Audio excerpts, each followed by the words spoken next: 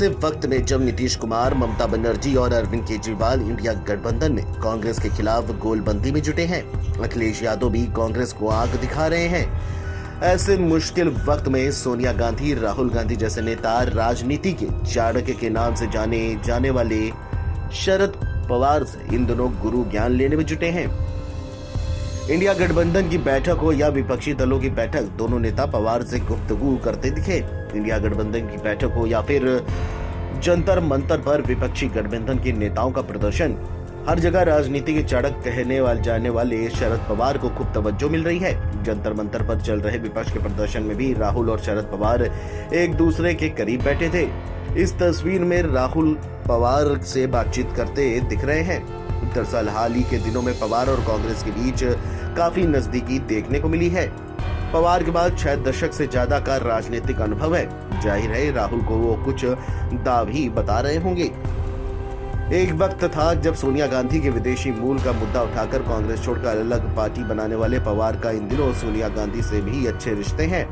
India गठबंधन की बैठक में दोनों नेता आपस में काफी चर्चा करते दिखे। दरअसल पवार एक वक्त सोनिया गांधी के पति राजीव गांधी के भी करीबी रहे हैं। इसके अलावा उनका लगभग सभी विपक्षी पार्टियों से अच्छी पैठ है। अपने जीवन के 8 दशक देख चुके पवार राजनीति के दिग्गज माने जाते हैं। पिछले 10 साल से कांग्रेस केंद्र की सत्ता से दूर है। अगले साल लोकसभा के चुनाव होने हैं। जाहिर है दोनों दल कुछ राजनीतिक दाव भी बना रहे होंगे। शरद पवार ने ही सोनिया गांधी के विदेशी मूल का मुद्दा उठाया था। इतना ही नहीं, साल 1999 में उन्होंने इसी मुद्दे को आधार बनाकर कांग्रेस से किनारा करते हुए एनसीपी का गठन किया था। लेकिन अलग दल होने के बाद भी एनसीपी का राजनीति कांग्रेस के साथ ही चलती रही, चाहे महाराष्ट्र में सरकार बनाने का मुद्दा हो या फिर यूपीए सरकार का। इंडिया गठबंधन की बैठक में सोनिया और शरद पवार के बीच सहज रिश्ते भी दिखे।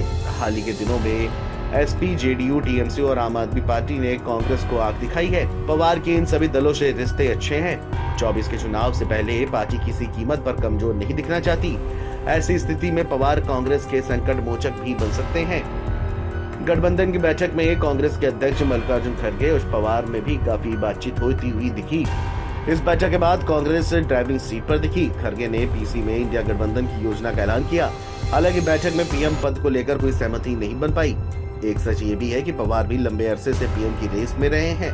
बात 1991 की हुई जब राजीव गांधी की हत्या के बाद उनका नाम भी पीएम की रेस में आया था। हालांकि बाजी पीवी नरसिम्हा राव ने मारी थी। तो क्या 24 से पहले पवार कोई नया दाव भी चलेंगे? ये तो खैर वक्त ही बताएगा।